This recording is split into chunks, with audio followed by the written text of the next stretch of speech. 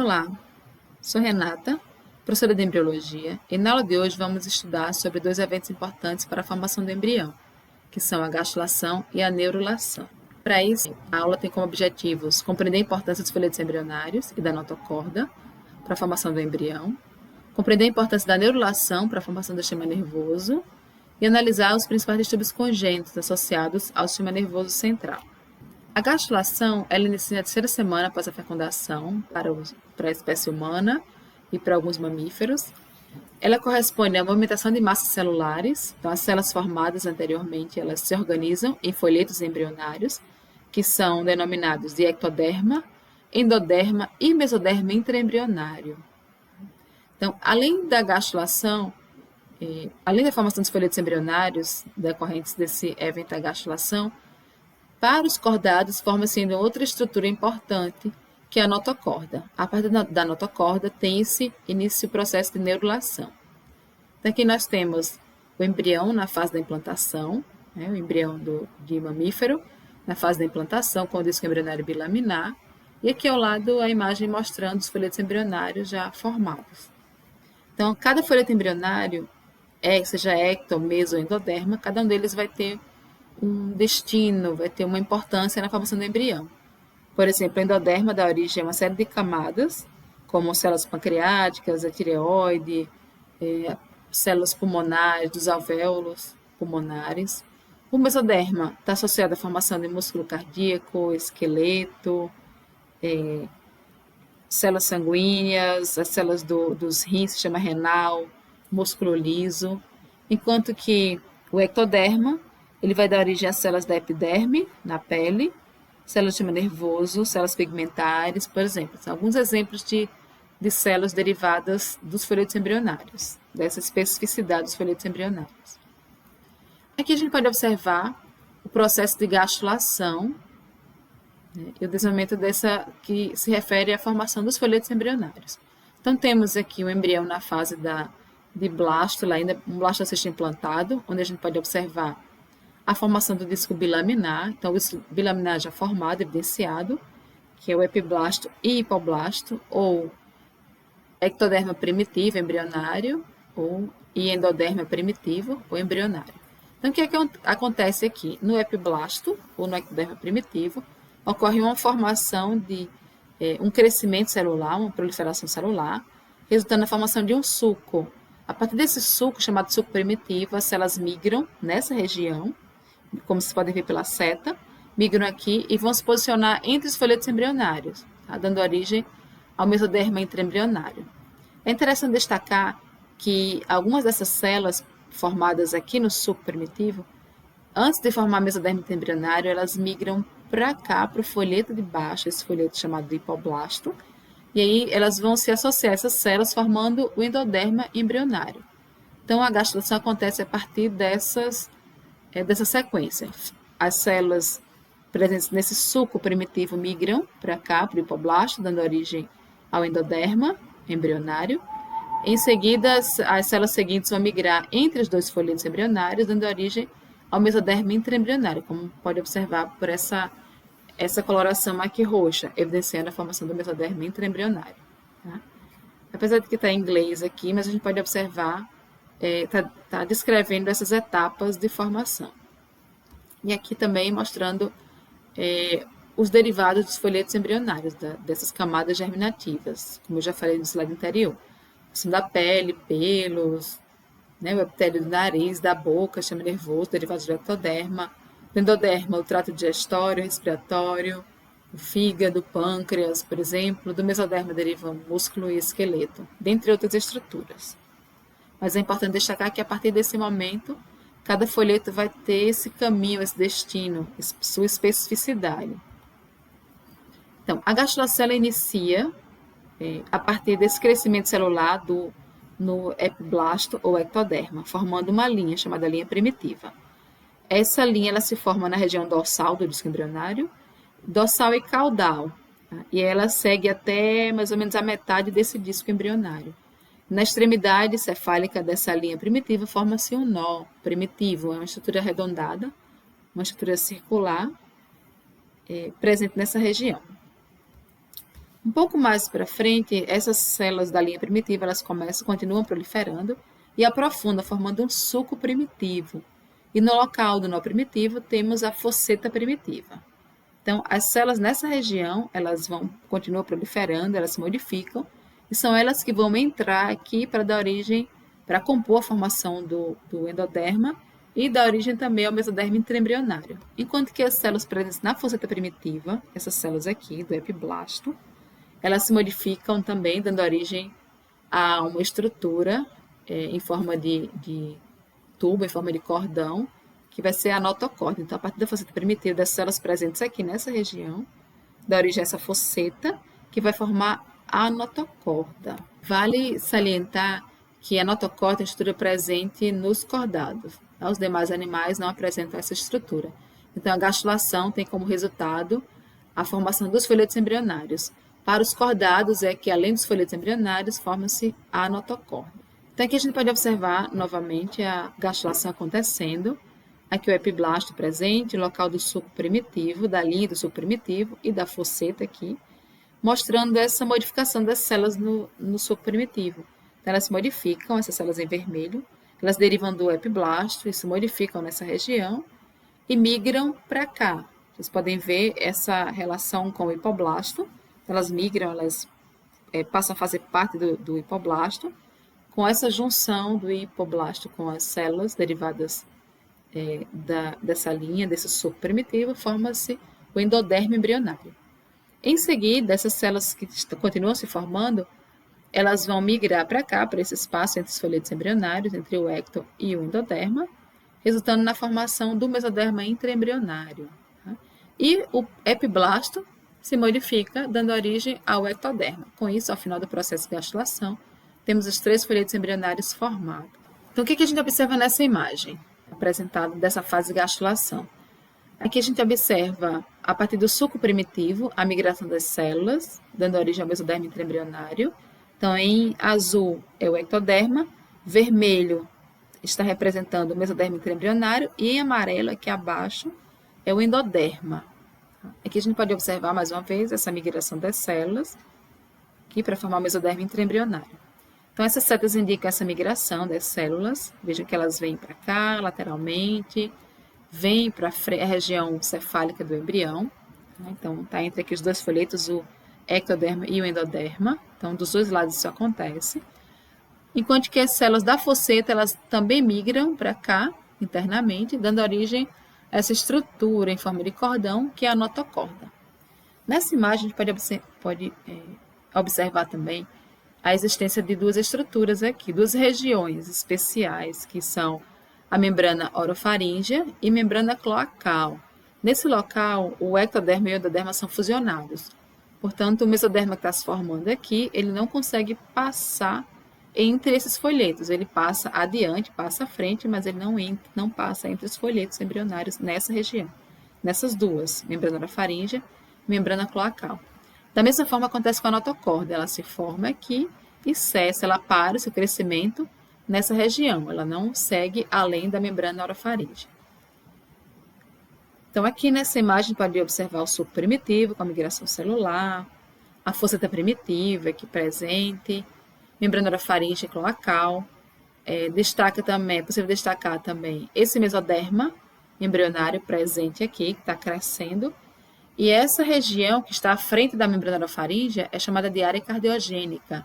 Então, a gente já consegue observar nesse local o início da formação do coração. Tá? Então, os primórdios da formação do coração.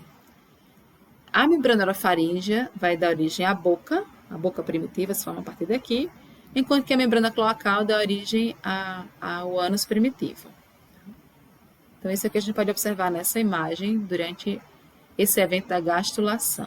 Uma vez formada, então, a notocorda, qual seria a sua função? Aqui outra imagem da formação da notocorda, entre os folhetos embrionários, está o ectoderma, endoderma, mesoderma intraembrionário, para ver um pedacinho desse corte longitudinal, e aqui a gente consegue observar a formação da notocorda. Então, ela passa por etapas também, forma-se um processo notocordal e depois a notocorda mesmo. Durante esse evento, há uma certa comunicação entre o saco amniótico e vitelino, mas depois, a notocorda se forma completamente, ela termina fechando essa comunicação. Então aqui a gente observa o saco vitelino, o saco amniótico e esses 3 folhetos embrionários com a notocorda em formação. Aqui a gente pode observar essa placa notocordal e em seguida a formação completa da notocorda, que seria uma das etapas da formação. E por fim, a notocorda é formada. Lembrando que a notocorda é uma estrutura em forma de bastão celular, dá uma certa rigidez ao embrião quando ele se forma, mas ele é exclusivo dos cordados, então do anfioxo, está presente no anfioxo e nos vertebrados. No anfioxo é um invertebrado, é um animal invertebrado.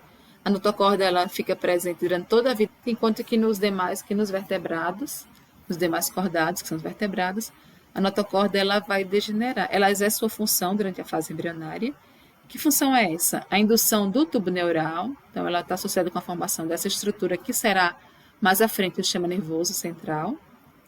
Ela também induz a formação, a partir desse tubo neural, desse tubo neural, a formação das cristas neurais, que vão estar associadas com a formação do sistema nervoso periférico. E a notocorda também vai induzir o mesoderma ao lado dela, para que ele se diferencie, o paraxial se modifique, formando os somitos, que são estruturas importantes, estruturas que vão dar origem às vértebras, vai dar origem à derme e à musculatura esquelética. Então, a notocorda tem essa função, além de formar o tubo neural, ela também vai dar origem aos somitos, a partir dessa indução.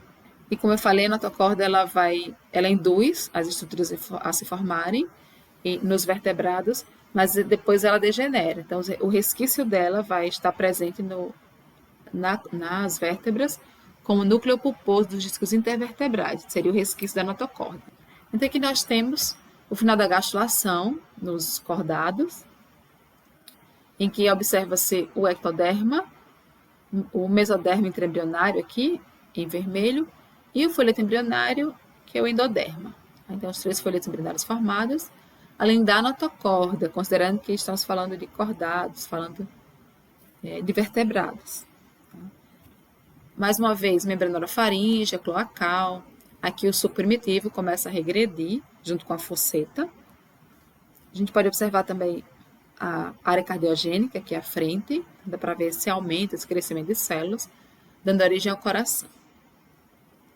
Nessa imagem, é possível observar o mesoderma intraembrionário, começando a se dividir em regiões. Esse aqui mais próximo à notocorda, que é o eixo central, é chamado de mesoderma paraxial. Essa outra porção, em seguida, é o intermediário, e a porção mais externa do mesoderma intraembrionário é chamada de mesoderma lateral. Então, cada um deles também vai ter um destino, uma importância na formação do embrião. O mesoderma paraxial vai dar origem aos somitos, a gente consegue ver esses blocos regulares aqui se formando.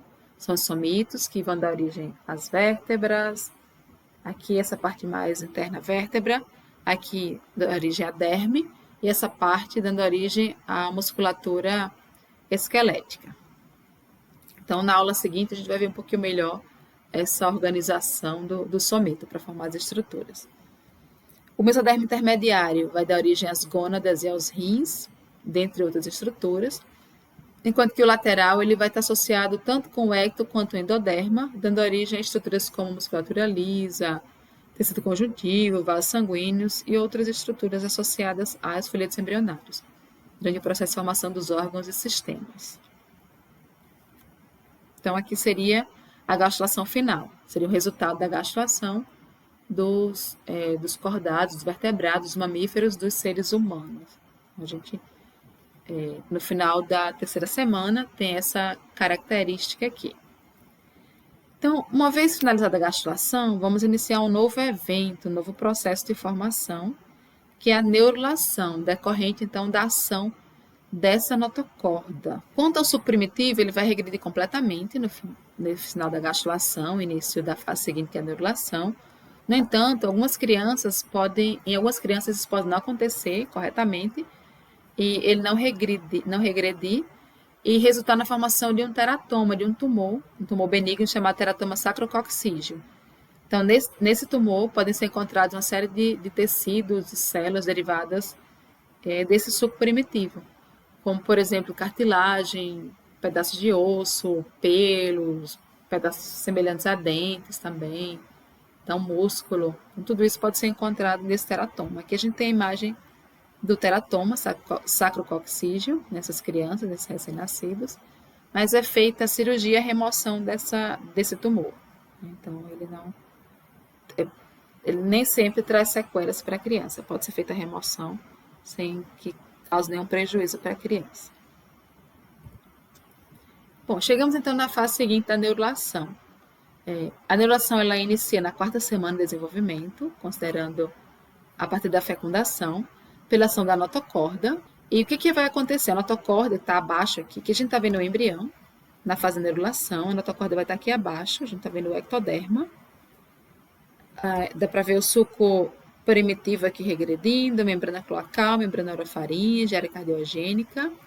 Dá para ver também os somitos já formados aqui, eles estão abaixo do ectoderma, mas como eles fazem uma pequena elevação, são de origem mesodérmica, do mesodérmico paraxial, eles fazem uma pequena elevação no ectoderma, por isso que a gente pode observar esses bloquinhos aqui se formando.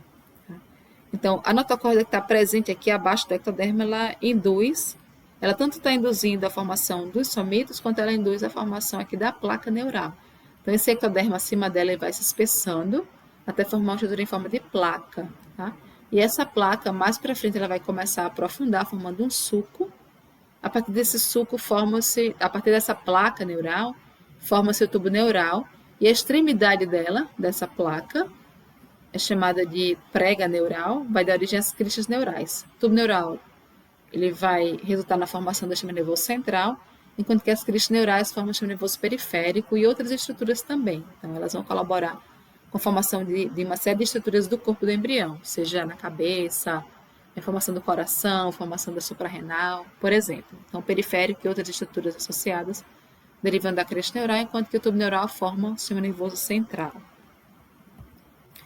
Aqui a gente pode observar, mais uma vez, uma visão dorsal do embrião, evidenciando essa mudança. Aqui em verde seria essa placa neural, o crescimento dela, aprofundamento, a formação de um suco neural aqui.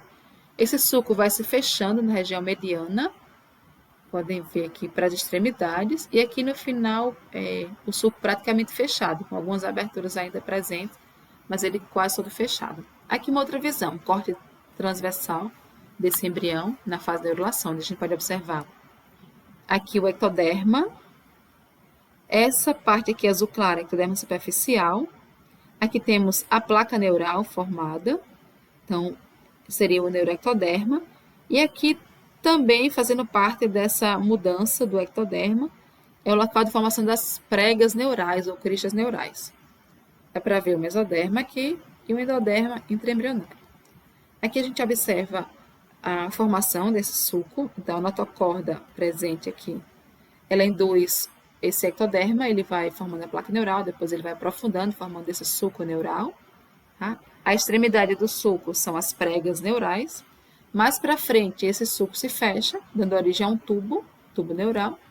E aqui a gente observa essas pregas neurais presentes, elas também vão perder afinidade com o tubo neural e com o ectoderma superficial, dando origem às cristas neurais. A gente pode observar nessa imagem em roxo neurais. Então, no final da neurulação, nós temos esse tubo neural aprofundado, a gente pode observar nessa imagem e aqui na visão dorsal, esse tubo neural aprofundado no embrião, assim como as cristas neurais, que se desprenderam daqui da extremidade desse suco, formando esses grupos de células especiais, denominadas cristas neurais. Essas aberturas que a gente observa no embrião, na fase de neurulação, são os neuróporos. Neuróporo rostral, neuróporo caudal, são as aberturas do tubo neural, mas que elas vão se fechar. Então, a neurulação ela começa na 4ª semana e ela finaliza no final ainda da 4ª semana com o fechamento desse tubo neural, desses neuróporos rostral e caudal. Então, tem várias imagens aqui mostrando esse processo de neurulação. Mais uma vez, a notocorda, a placa neural aqui e as pregas neurais, as extremidades dessa placa neural, evidenciando nessa fase esse aprofundamento da placa neural, formando um suco neural. Vejam aqui essas as pregas neurais formando essa extremidade do sulco, uma fase mais avançada desse sulco neural, aqui o fechamento do sulco, formando o tubo neural, e aqui as cristas neurais, que perderam afinidade, então, com esses tecidos, formando essas células aqui em azul, vocês podem ver essa migração da crista neural, e aqui no final do processo de neurulação, tubo neural formado, a notocorda ainda presente nessa fase, e as células da crista neural presentes aqui também. Então, essa outra imagem também está mostrando esse processo todo de formação, fechamento, e aqui evidenciando as cristas neurais, o tubo neural formado, e aqui é o ectoderma superficial já recomposto, dando origem à epiderme. Outras imagens desse processo de neurulação, e no final a formação do tubo neural, os somitos aqui ao lado, derivados do mesodermo intraembrionário, tá? E aqui próximos vão se formar as células derivadas da crista neural, os gânglios neurais vão se formar aqui nessa região. A notocorda ainda presente, mas mais para frente ela vai degenerando. Aqui um corte, vários cortes de embriões durante o processo de neurulação, placa neural, suco neural aqui, tá? Ainda suco neural, aqui nessa lâmina a gente pode ver o endoderma, mesoderma intraembrionário presentes e o ectoderma, separado em ectoderma superficial e neuroectoderma do suco neural, aqui a notocorda presente. E aqui após o fechamento do tubo neural. Então, temos endoderma embrionário, ectoderma superficial, já fechado aqui, tubo neural, notocorda ainda presente, mesoderma intraembrionário, dividido em paraxial, que é o somito, intermediário, esse pedacinho aqui, e o lateral, já dividido em duas partes, por essa cavidade, por esse espaço, que é o celoma intraembrionário. Então, o celoma divide o lateral em duas partes. Esse superior é o mesoderma lateral somático, está associado ao ectoderma. E aqui o mesoderma lateral visceral ou esplâncnico vai estar associado ao endoderma. Tá?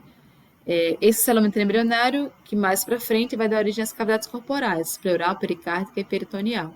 E ele que dá nome ao grupo dos celomados. Então, os indivíduos que têm, em que surge esse celoma, o celoma, ou a cavidade, que ela é forrada por mesoderma dos dois lados, então constitui um animal do tipo celomado, com celoma verdadeiro. Aqui a gente também observa alguns vasos, a aorta dorsal, alguns vasos sanguíneos presentes nesse embrião, principalmente a aorta dorsal, que mais ela vai estar presente do outro lado também, então são duas aortas dorsais na fase inicial de formação, e mais para frente, com o dobramento do embrião, elas vão se unir em uma única aorta, formando uma única aorta dorsal.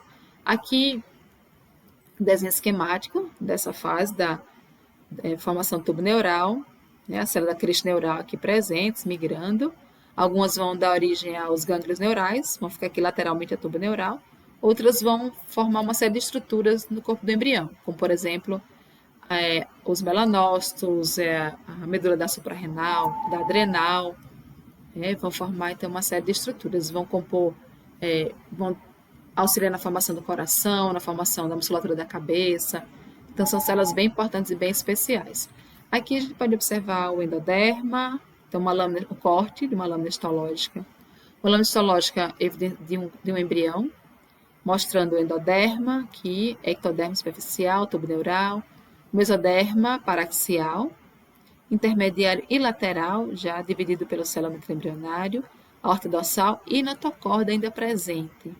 Abaixo do embrião, abaixo desse endoderma, é a cavidade vitelina, o saco vitelino, e acima do ectoderma nós temos a cavidade amniótica, então seria o saco amniótico, só para posicionar esse embrião junto com os anexos embrionários, que é um tema que a gente vai estudar mais para frente, mas é interessante sempre lembrar que ele está dentro dessa estrutura, desse conjunto de anexos embrionários. Aqui outras imagens do tubo neural já numa fase mais avançada, dando origem à medula espinal. Aqui a gente pode observar substância cinzenta, substância branca já em formação. Essa placa dorsal e ventral da substância cinzenta, aqui o canal central da medula espinal. Tá? Notocorda presente, e aqui ela já vai começando a se modificar. A gente consegue ver a formação, o início da formação das vértebras a partir daqui, dos somitos e a notocorda compondo ali o núcleo pulposo dos discos intervertebrais. Então, ela se mantém, ela degenera, mas o resquício da notocorda dá origem a essa porção, que a gente pode ver nessa outra imagem. É o núcleo pulposo dos discos intervertebrais. Então, a vértebra deriva dos somitos, aqui, ó, do paraxial dos somitos. Eles vão se organizar envolvendo o tubo neural de cada lado, dando origem à vértebra, enquanto que a notocorda vai resultar na formação do núcleo pulposo. Após ela induzir a formação do tubo neural e dos somitos, ela degenera e o restante, os resquícios, formam o núcleo pulposo dos discos intervertebrais. Mais uma vez, a notocorda, a placa neural, tudo isso aqui é placa neural, a extremidade delas são as pregas neurais, com a formação do sulco, então as pregas, né, vão sendo evidenciadas e aí elas se unem formando a crista neural, que depois distribui ali no corpo do embrião, tá? Que é a tubo neural formado e a notocorda. Então, uma outra visão, outros desenhos esquemáticos mostrando o processo todo de formação. Destaca-se que o fechamento desse sulco neural, ele ocorre primeiro na região mediana, depois segue para as extremidades.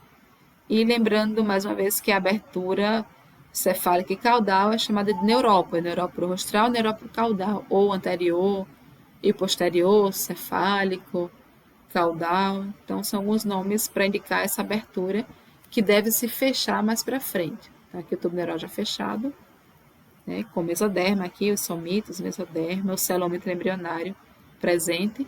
E aqui, já numa fase mais avançada, que junto com a neurulação vai acontecendo o processo de dobramento do embrião, que a gente vai estudar na próxima aula. Nessa imagem, a gente já viu uma visão dorsal do embrião também, mostrando a formação, o ectoderma já presente, tubo neural aqui com as cristas neurais, os somitos, o mesoderma paraxial, o somito, aqui o intermediário e o lateral, dividido pelo celômetro embrionário, endoderma embrionário, associado ao saco vitelino, já que ele forma o teto do saco vitelino. Ectoderma já mostrei aqui, neuróporo anterior, rostral ou cefálico, neuróporo caudal, aqui a linha subprimitivos regredindo, membrana cloacal, membrana orofaringe, ela está presente, mas não dá para ver dessa forma, teria que observar o embrião de frente, que ela está aqui à frente desse crescimento desse tubo neural, desse suco neural aqui, das pregas, né? Então ela vai estar aqui à frente, não dá para observar. Essa outra imagem a gente viu no iníciozinho da aula, dá para ver o tubo neural aqui, ainda aberto às extremidades, tá? Com o neuróporo rostral, caudal, os somitos. E nessa outra imagem a gente pode observar essa parte anterior do tubo neural, já mais alargada, evidenciando a formação do encéfalo. Então, nós temos aqui a formação das vesículas encefálicas, do encéfalo primitivo. Tá? Então, 2 terços anteriores do tubo neural vão dar origem ao encéfalo, enquanto o terço posterior vai dar origem à medula espinal. Temos aqui o início da formação do sistema nervoso central. Mais uma vez, os somitos, percebam da imagem A para B o surgimento de novos somitos. Então, isso vai acontecendo, a cada dia surgem 2 novos pares de somitos no embrião. Os somitos, eles são indicadores de idade do embrião, então eles podem ser utilizados para identificar a idade durante essa fase aqui da neurulação. Nessa outra imagem, voltando um pouquinho para esse desenho esquemático, dá para observar que o embrião está começando a se dobrar. Então, seria outro processo, um evento seguinte de formação do embrião, que é o dobramento das suas porções laterais, cefálica e caudal.